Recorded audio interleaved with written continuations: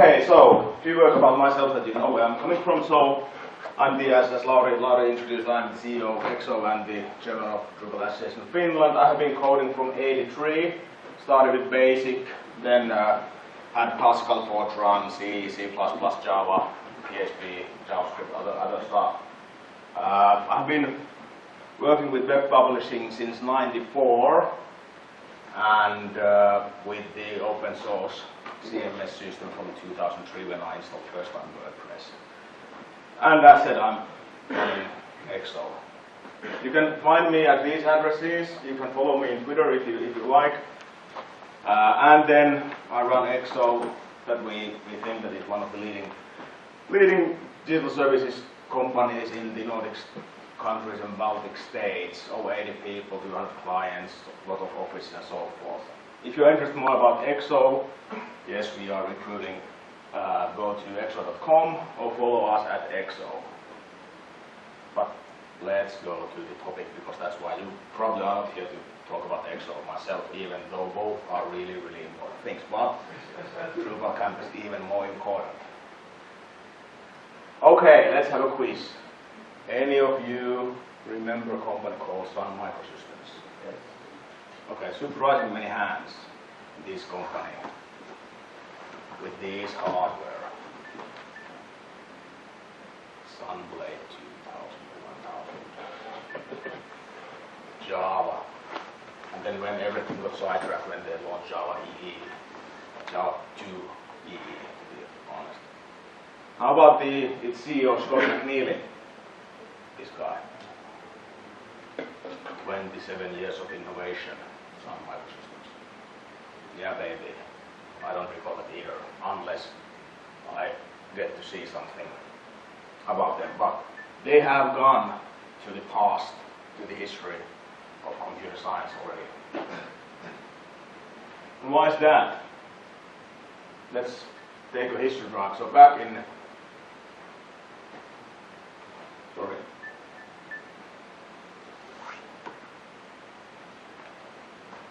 back in '99, Sun Microsystems CEO Scott McNeely said, I'll rephrase, Linux is like Windows. It's too fast for the client. For the appliance, and we talk about appliance, we have net PCs and these kind of things. It's not scalable for the server.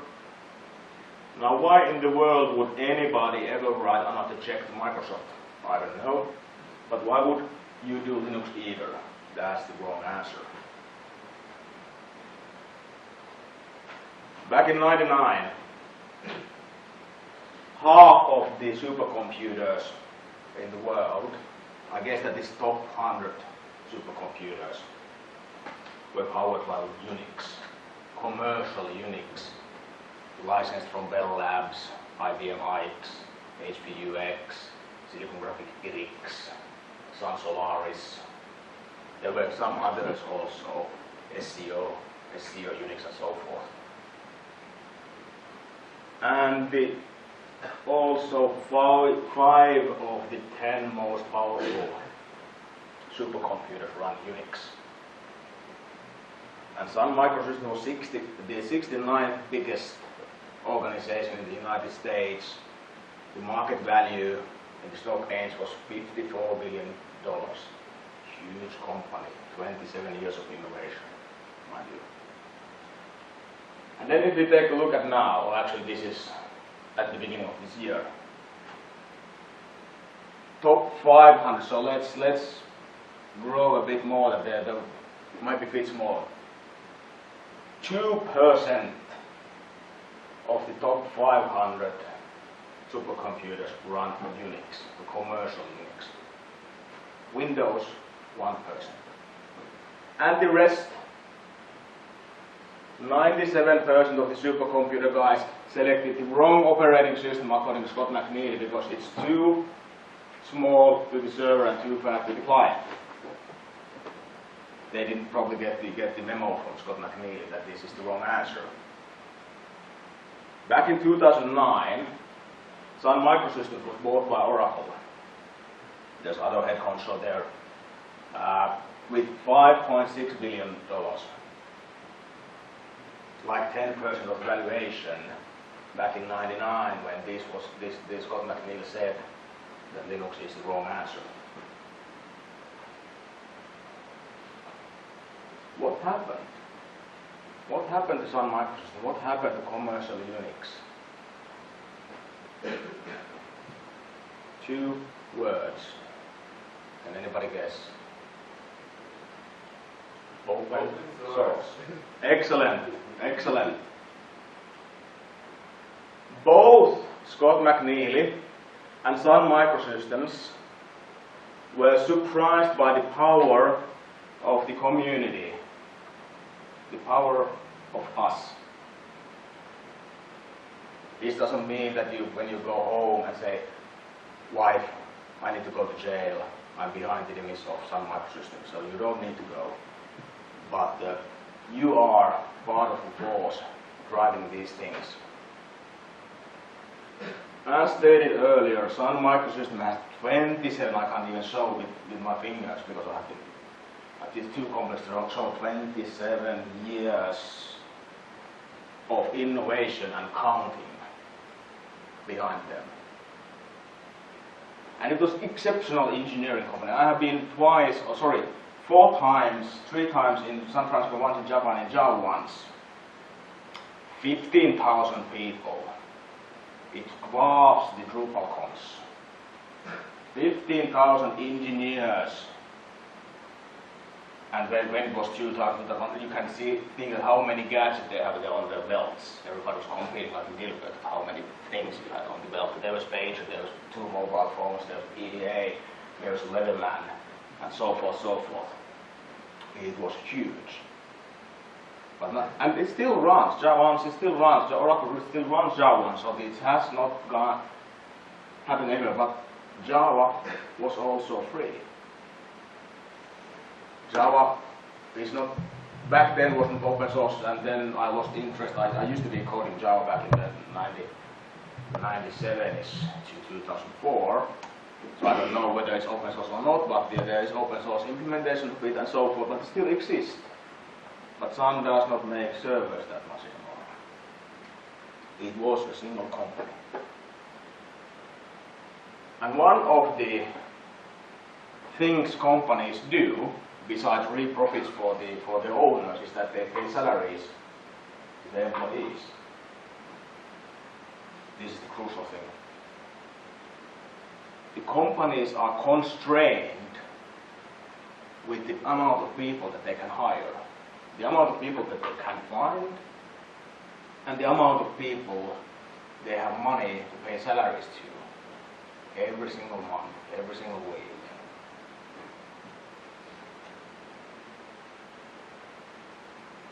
Why Linux was then successful? Because, of course, Sun had good business. It has had tens of thousands of people. Everybody got their salary checks. Everybody was happily clicking away.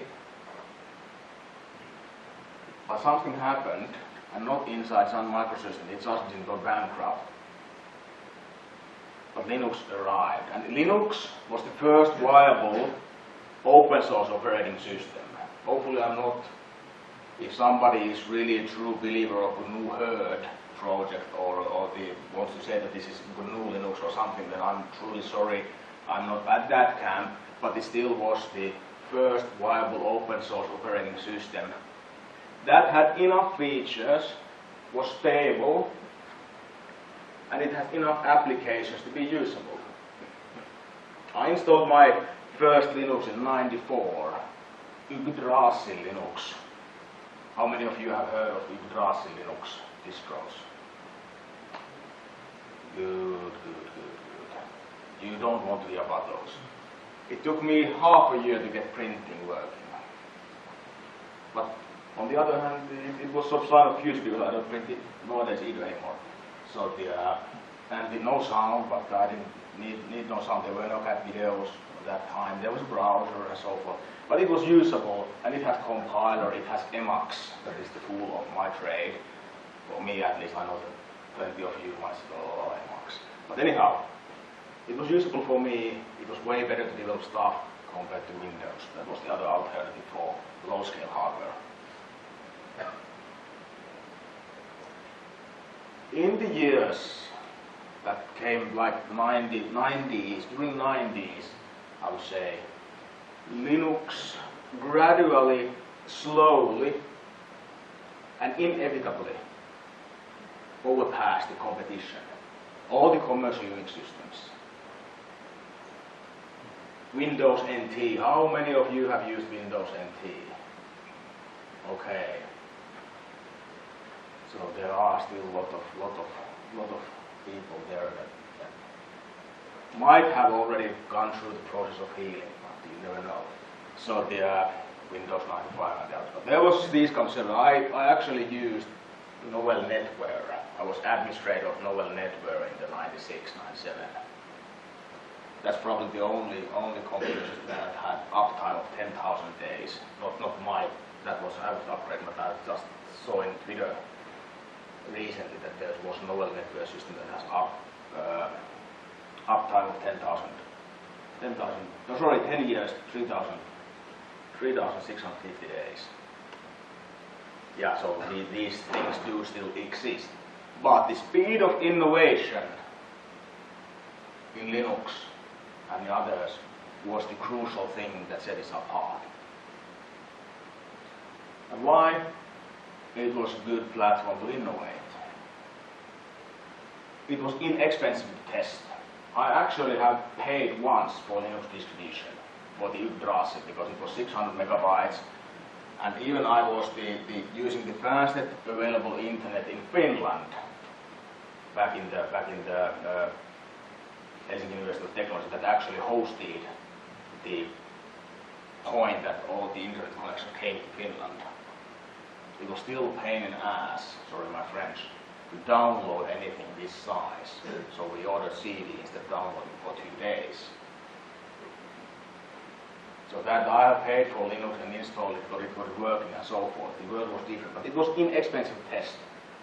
It costed maybe 50 marks, that's like 6 euros nowadays, maybe 200 marks, something like that. Peanuts. It was mostly that somebody had the time to put it on the CD and then ship it away. Adapting Linux saved money on license costs. If you could run your business without licenses, you could actually save a lot of money. Back when we started EXO in 2006, we had one of the clients that unfortunately I can't name. We made an open source based website for them on Easy Publish, and that was 2007. And we replaced a system of 3 Sun Solaris servers, Oracle database. I think that it was not clustered, but the front-end servers were clustered. There was a lot of Java 2E stuff. There was application servers and whatever. With the system, that I guess that the monthly maintenance of those systems costed 10,000 euros a month to run that one single site. It was built like late 90s, and then they had dedicated servers. The servers probably had costed at least 100,000 each. The Oracle license must be huge.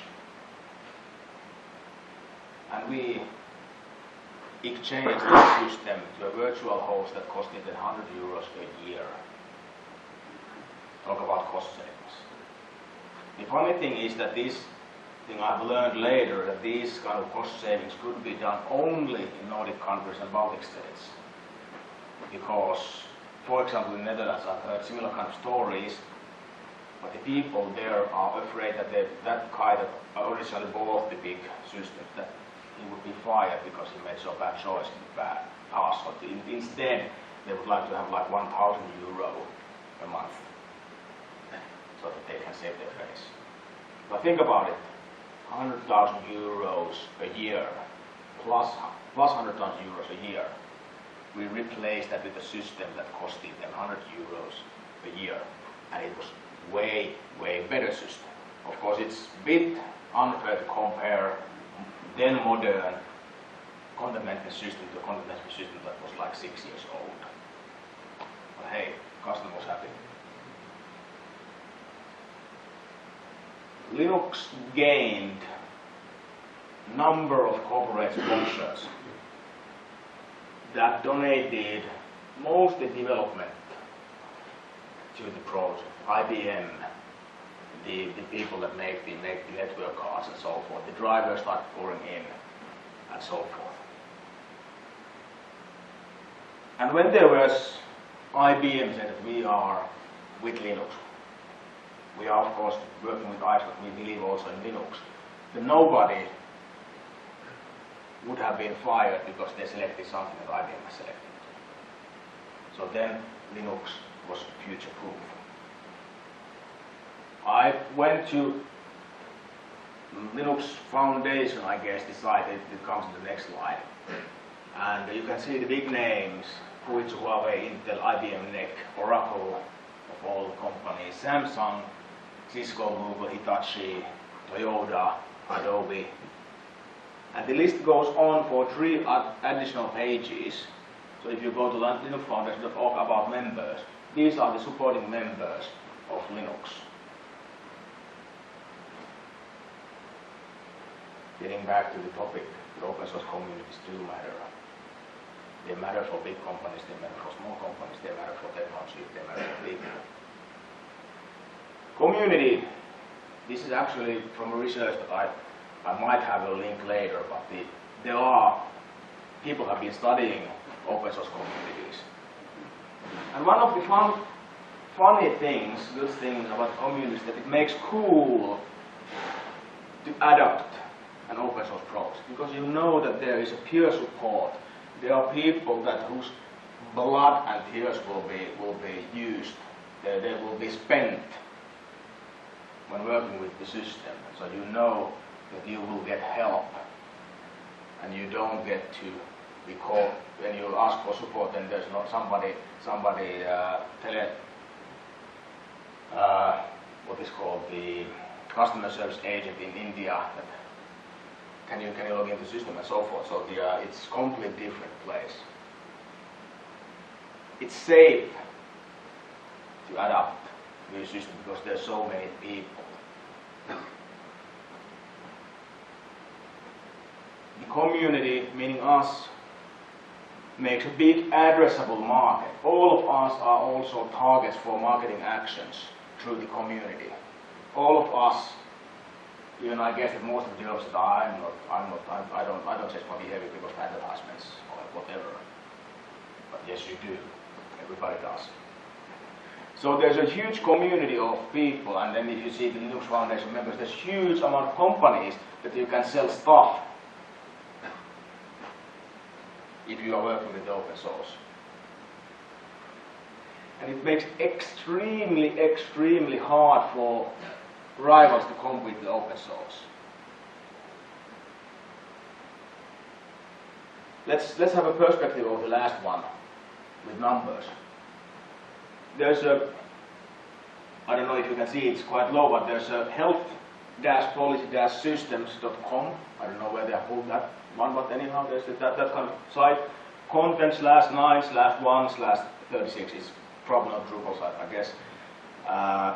That they have made studies. The studies are actually for testing medicines and these kind of things, I guess. But they got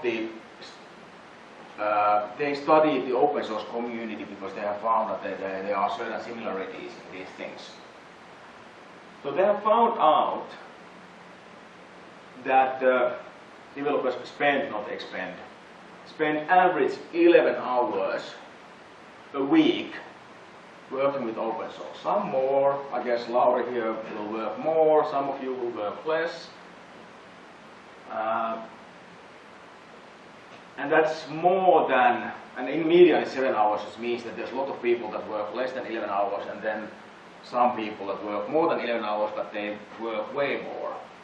They're probably working through companies or so forth.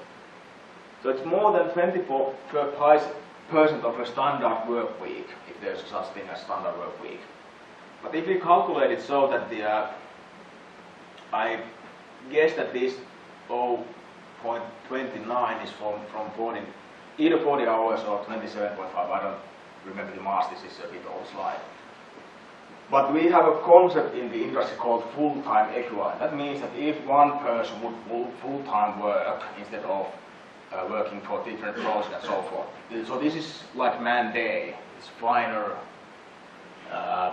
term for man day. So one open source developer on average makes 0.29 full-time equivalent. So it means that if we stack 3.4, sorry for the fourth guy that you are solving half, but we put them in together and mold one developer. Then we have one full-time developer. So every 3 guys here, 3.4 guys, 3.4 guys, there's one full-time open source developer with the results. So 3.4 open source developers equal one paid developer on the results that they do, or the time they spend on results and time. You probably, most of you are software professors, you know that the results and the time spent, they don't correlate that much. Sometimes they do, sometimes they don't. But anyhow, 3.4. In Wikipedia, these are from, I guess, March 2015. Drupal community has 1.167 million users, and of those, 37,000 or more are developers. So if we take a simple, this is oversimplification.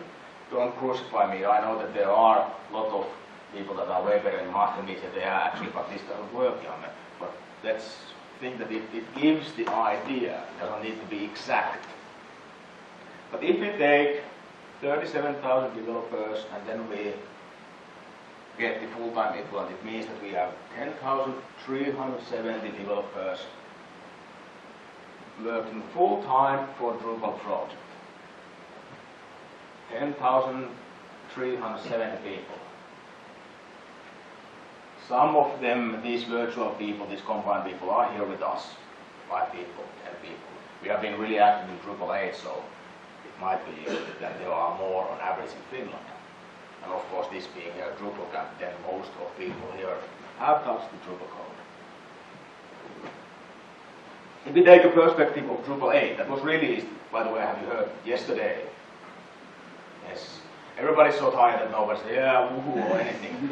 But on the other hand, this is Finland. In the States, the people would have gone apeshit and so forth, and let it calm down for 5 minutes. So, Drupal has been developed by more than 3,200 core contributors, Lauri, Miksu, and then others that are with us, Gabriel on the back. If we take the same number, same estimations, then it means that in Drupal 8, we have used 928 full-time equivalent people working on that project. Again, over 900 people full-time working on the project. So, are there companies that can spend more than 10,000 people on a single project? Complex server-side platform project. Or is there a company that can invest like 1,000 people to work on the latest version of it? The core of it, not the modules. So the first number contains module coders, the second number contains only the people that have contributed to Drupal 8 core that was released and those modules that were released.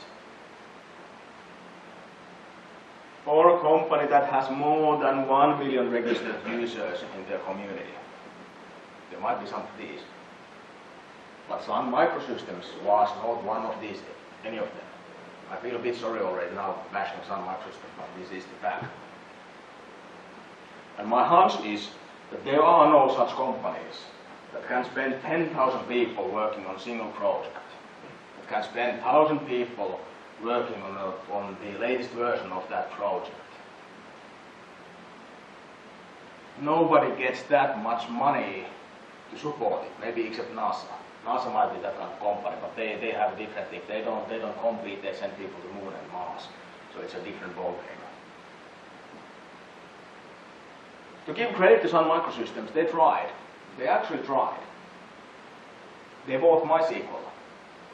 MySQL that was born and headquartered in Kauniainen and in Lauttasaari here, the island, for those that are not familiar with Helsinki, the next island used to have MySQL headquarters. There are no shrines or statues yet there, but maybe someday. They spend more than $1 billion to buy MySQL. They saw that there's value in MySQL, there's value of open source. They spent $1 billion USD to gain that value. TechCrunch said, Sun picks up MySQL for $1 billion open source. It's a legitimate business model. And Giga own. Sun buys MySQL for $1 billion and Wall Street mourns because MySQL was going to be, they were thinking that it will have an IPO. A lot of people that had nothing to do with success MySQL would get hefty rich. And that was cancelled because my son bought that. So that's why Wall Street mourned, not because it was a bad deal. On that same very day, I don't recall the day, I didn't put the date here, I don't recall, but that very day when the things moved and Earth shattered and so forth, Oracle bought BEA Systems with $8.5 billion USD on that same day. Do you remember BEA? I don't either. I've used their system back in the 90s. So the thing that Sun bought with €1 billion was way more resilient, way more valuable, because it has open source stuff. It's still with us. And the BEA that was competing with JBoss is nowadays these, they had their own application framework. You know application framework like Symfony, Zend, CodingNight, Kohana, Django. People used to pay money to get those frameworks back in the 90s. The young one of us, they're probably, all the eyes are rolling now that they work for and can't be true. But yeah, they paid a lot of money. Cheapest one was like 50,000 euros to get anything up and running. And then if you clustered, it was easily $500,000. Just like that, for the license of BA, and then license of Oracle, the servers and so forth. It was probably back then a really good business decision. So, why this works? Why those things that have communities with them? What is the secret sauce? That's participation, participation, participation. I don't do I forgot the name of the Microsoft, former Microsoft CEO, Ballmer, the guy that bought Nokia from us, developer. But it's participation, participation, participation. Participation creates commits that equals to progress. And why people participate? This is the big question. Why people want to participate? Being in a community, not just hanging there, but doing stuff, organizing camps, talking to camps, coding, Laura seems to be already starting April 1 there, is act of working together for a shared goal. And the community must then attract people that want to collaborate, not people that want to lead, not people that want to get share of the results, not people that want to blame, but people that want to collaborate, make things that are great now and they are even greater tomorrow. They want to do something together, not to gain automatically, immediately, but because it's a good thing to do. The project leader in Drupal Case 3s and the Drupal Association and the few other guys has a significant role in attracting highly skilled people in the project. This is the part where most open source projects fail. There are also numbers of open source projects that have failed. That there is the guy, maybe his friend, and then their mothers that are interested in the project. And that's it. 4 people. 2 in the minimal case, or only 1 that the mother is not interested. demand of these people, people like you, people like us, it's really, really high, but we don't grow the trees, the supply is constant. There is not enough of us for every growth.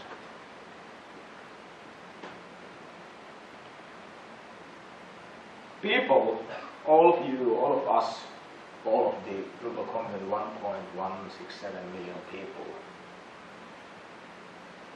they have different motivations to participate in the community. And this has been studied. Studies have been made, a lot of coffee has been drank, and a lot of people have been interviewed. Why do you participate? I don't need to answer now, but they have found out 8 different ways or reasons to participate.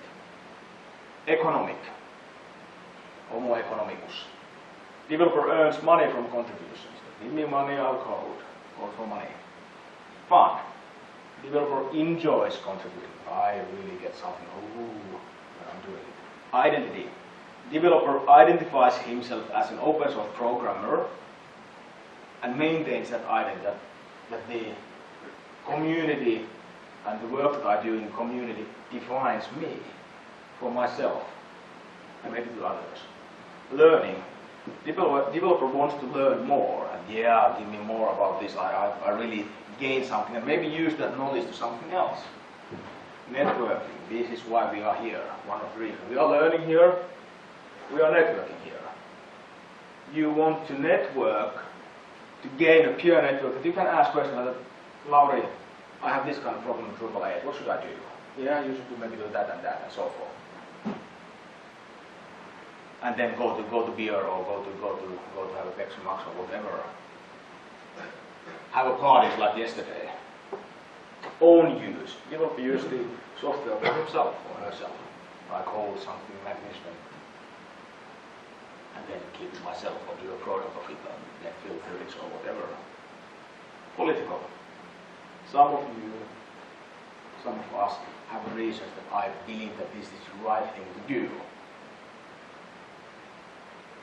That it's like any other political thing, that you have the solution before you have questions.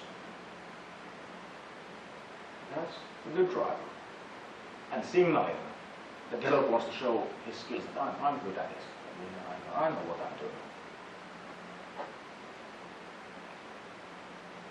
A single developer has a number of motivations. I guess that most of you could see, hopefully you could see there that okay, maybe that and that is wrong. So they have a number of motivations. You have a number of motivations, I have a number of motivations. I have not analyzed my motivations that much. It might be a bit navigating why I'm participating, but I'm just participating. But there are reasons for it. And the motives change during time. You might start with something, you might come to community to use the system for yourself, and then later you find out you stay to community. It has been studied, and this is peer-reviewed study on the university level. The people that need the software for themselves typically leave when their needs are met. But okay, now I've got everything. Goodbye to the community. I don't need to do anything with you anymore. I focus on something else. There are people, for example, DrupalCons, that are part of the community for a couple of years. They go there, come there, then they've got that. Okay, I'm done, and they leave, and that's okay.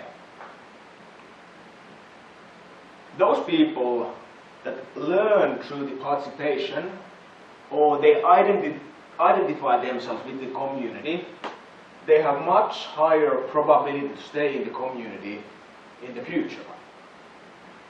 So these are the people that you need to attract in the communities to make them prosper. A successful, like Drupal, WordPress, Joomla, Linux, MySQL, lot of different ones. All of them attract people that have long-term motivation to stay within the community. Otherwise, it's just in and out, in and out, in and out. People come and go, and nothing bigger develops because there's always a flux of things going on. So, this is true. Come for the code, stay for the community. Hopefully we drive motivations that you stay long enough. So what kind of people the open source community to attract then? People that see purpose in the participation, internal purpose in the participation, that this is something for me, not something external like that I'll use this in my project. But I personally gain something out of it. People that love what they do, people that are great at what they do. If you have a lot of people that know what they do, but they are all a bunch of idiots, you don't get anywhere. Or you get everywhere, you are all over the place then. People that want to do things that the world needs. People that have employers that understand the value of open source, so that people are even paid to do it. This is actually extremely important because companies, funnily enough, have more long-term interest in things than people. And that's also studied. So the companies are valued in the open source community because they stay longer than the individual people in general. Some individuals stay very long, but companies they tend to stay really long until it doesn't make business sense or whatever. And they spend a lot of money and they have the ability to funnel money into the project. So when we combine these things, if you can identify that you love something, you are great at it, the world needs, you are paid for it, or some of those, then you can see whether you are driven by passion, vision, profession, or vocation, or all of them. And if all of these happen with you, then in the middle comes purpose in everyday churn with open source. And you can't fight people having purpose, being on mission, with passion, having vocation, and so forth, with a mere paycheck. You can try, but all of the people that fight then are mercenaries, and if somebody pays more, then they will switch the side. The paycheck itself is not enough. So, this is not a question to you, because I guess that you will answer no. But in the big scale of things, do you want to protect your license-based business and try fighting with open source? Like these people being drowned by the growing rogue open source project there. How do you join us? Thank you. Any questions, comments?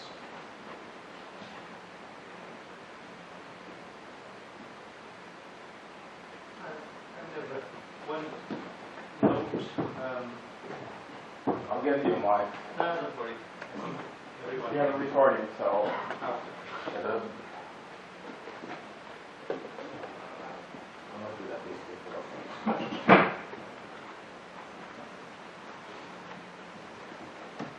So first one note, and the biggest more to MySQL. I think that the reason that Sun actually was bought by Oracle was because they own MySQL. So eventually, everything else that Sun did, like Java and Solaris, and many other projects, VirtualBox, they just got completely slaughtered in the hands of Oracle. But that was not my real question. So when you said that successful open source projects have a leader that attracts people, well, that happens certainly with Linux. Again, Finch based or Finch origin project. But we have other examples like our former nemesis of Drupal, competitor. And Joomla is not doing that well, and I think that partly of that was that they never had this clear leadership, and they experimented with something that didn't turn out to be that great. You want to comment on it? Or? Yeah, if you first, I'll comment the Sun microservices. I think that the Oracle bought Sun microservices, if I remember correctly, because they wanted to have the full stack, so the servers, operating system, everything, that they can deliver everything from single place. They are investing a lot in Java, that they do, and then MySQL also, but MySQL was there was a lot of debate about MySQL when they bought that. The MariaDB, for example, was born out of that debate. Regarding the Joomla, I don't know how many of you remember a system called Mambo? Yeah. So before Joomla there was Mambo. Mambo was run by a company that I don't remember whether it was commercial or not, but there's a Mambo server. That then there was a fork called Joomla of Mambo that was then way more powerful community, and it took sort of the community and the Mambo crumble, so that shows the same thing. I don't know the Joomla's community that well, how it have been done, but it seems that that community is really focused on being sort of togetherness and these kind of things. So they might have bad memories of the Mambo server era, and there was a leader. They decided to do something else. I don't know the exact details. Gabor seems to know better than I do.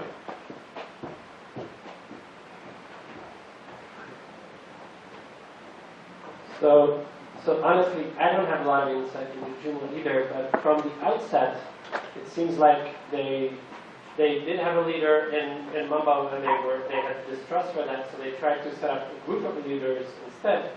And I think that went into a lot of debating and decisions by committee and that kind of problems. And I think that's something that there's been a lot of pressure in the Drupal community as well to do, but we try to avoid that in a lot of ways. And I think that got a lot of benefit for us. I actually had a whole talk about how we did organization in the multilingual team with Drupal 8, which I think was very successful. And I think one of the key things was to connect back to the session is to find what people want to do with your stuff, what excites them to get involved with you, and try to help them fulfill that excitement, and have enough autonomy for them to make their dreams happen, and then try to have a very light layer of leadership to try to direct them towards the common good, to have a high level of agreement of where you're going. And then if people have enough autonomy below that to fulfill their own dreams, then they will be able to get engaged and have the sense of purpose and have the sense of identity that keeps them involved with the project in the longer term and makes amazing things happen. So I think that's, from the outset, that seems to be missing from Joomla due to the leadership model that they set up to try to avoid single people to steer the project. I'm not sure that's what's happening, but I think that. Thanks. Any other questions? Yeah, the mic is coming. My name is Julian from my career. What do you think is the biggest risk for Drupal in terms of participation in the community? What if one day participation falls off a cliff, and what do you think that Drupal needs to do to try and address that? That's a good question. If I would knew the answer, I would have sent it to the Drupal Association and Greece, but I don't. I guess that the Drupal 8 was a really tedious route. And we need to be careful not to make the immediate thing that we will do something completely different. Because there's a lot of things that work. For example, the multilingual thing, the tweak stuff, at least eventually worked. There were some other initiatives that I don't remember anymore. Maybe time has driven past them and so forth. So the community is the biggest in the world, so it needs to be somehow simultaneously distributed and somehow guided, not controlled, but guided, shepherded some way that people really like to go where the Drupal should be going to, and not because we have not that many forks. There's only about one fork in the system that I know of, and there's no that kind of competing distros like Linux and so forth. That is a mess in other sense compared to Drupal. What I discussed with Holly Ross after DrupalCon, this is my personal opinion and maybe my company's opinion also. I was a bit pissed off that people didn't go to our booth because we were sidetracked and so forth. So we had a good that kind of semi-heated conversation that you are with us. And I think that the Drupal project actually lacks leadership. That there's nobody saying that what are the things that we should think of. Not maybe that we should go there, that's the direction, 300 meters from my, on the direction of my hand, let's go there. Because people say, why should we go? We don't go there, there's a lot of discussion. But these are the things that we should discuss, these are the things, through research or something, these are the concerns that we need to take a look at it. And then figure out how to then convince and so forth. Drupal community discusses too much and acts too little. And that's a big threat on that. So if you go to any Drupal issue that is not straightforward, that this is typo, and even in typos sometimes, it's like 300 comments, half a year, discussing what should be done, how it's done, and so forth. Nobody said, okay, this is the way to do it. We have agreed this 2 years ago, and we follow these and so forth. But there's a lot of discussion, it's a good thing, but it seems that it's never getting an decision because nobody stands up and says, okay, I take responsibility for this decision. There are also some typo issues and others that seem to be that if we fix this typo, could we fix something else also? And then again, there are like 100 people interested in that. And that, I guess, is part of the strength, that there's a lot of people that have interest, but it's also a burden that you don't get anything done without half a year lead time that people discuss. There's a lot of coders that could, instead of writing stuff to each other, they could just code it. And that's something that should change, I think. This is the opinion. But how it should change, I don't know. Who it should change, I don't know. But we should have more discussion about the ways of things we do, because we discuss mostly about the project, and the meta discussion that how we do the project is not, so there are no surveys, there are no polls of people that what should be done and so forth, so there's no data to do it. Most of the data that we got is from Trees Node, and because it comes only from Trees Node, through Trees, through Acquia, sorry, gents, then some people see that it's tainted. They don't really believe it, because they are not participating in getting the data. Could we do things like ideation? Could we do things like gamification? Could we do things like kudos, rewards, and participation in the community, and have this more visible aside from using Drupal? Or is that, so rather than have a set view, set the direction of Drupal, could it be that the whole community comes together, decides and votes and ranks and so on and so forth? Or? Yeah, I think that the key, the Drupal community is big, that there are like 37,000 coders, so getting them in a single room is a field that is impossible. There are as many opinions as there are peepholes, so there's a lot of differences in what people think, and it probably take several years. It reminds me of the League of Nations that couldn't help Germany couldn't stop Germany rising in the power because they just discussed about it and they didn't make any decisions. So it's sort of like that. I don't have any clear message on that one. All the gamification, all the points, all these things have the problem that if you have read Freakonomics, there's one sentence that made a really sort of profound impact on me. That if you enter money or any other currency that you can think of money in the game, it will always corrupt the game so that people's motives will be driven by the currency And you can't revert the situation back by taking the currency out. So if we are now talking about, for example, the commit points and the others, people will start to game the system to get the commit points, fixing typos, these kind of small things, get a lot of things quickly to raise on the list. And then the original motivation is gone, and it will never ever come back, and that's backed by research. So that's why I'm really concerned about doing things that people would gain something out of the participation that is not internal but external. That was a bit long answer, but yeah. Any other questions? That's on right now. I just wanted to comment on, I have some friends that were very, very involved with Drupal back in the day, and in my experience, the thing that killed it was they made sure that everyone that had a concern, no matter how small it was politically correctly, politely answered and addressed by a whole committee of people. And the fact of the matter is committees do not make good decisions. And so someone was saying, can we have more badges or more voting and things like that? And I'm going to say that mathematically, if you look at the success of organizations, there are very, very few models, and they tend to be small fringe studies. I mean, go to Harvard Business Review and look at studies of companies and organizations that successfully have a strong vision and strong leadership versus companies that don't. And I think you're going to find there's, maybe 2% of the organizations that try to be distributed succeed at it.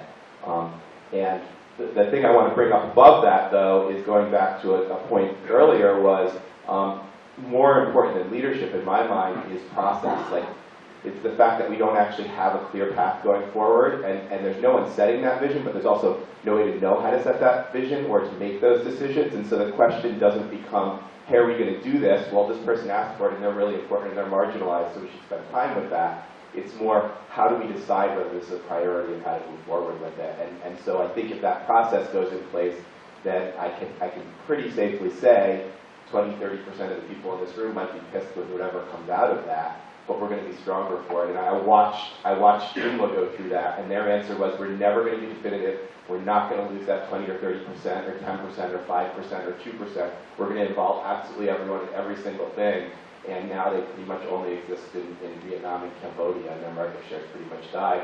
Whereas WordPress, which has one clear authoritative body that some people might hate, has actually been very, very successful. And Drupal's kind of in the middle, and I think you have the capability to become more successful as an organization or less successful. So, thanks. Excellent point. Any other comments, questions? If not, then I thank you for the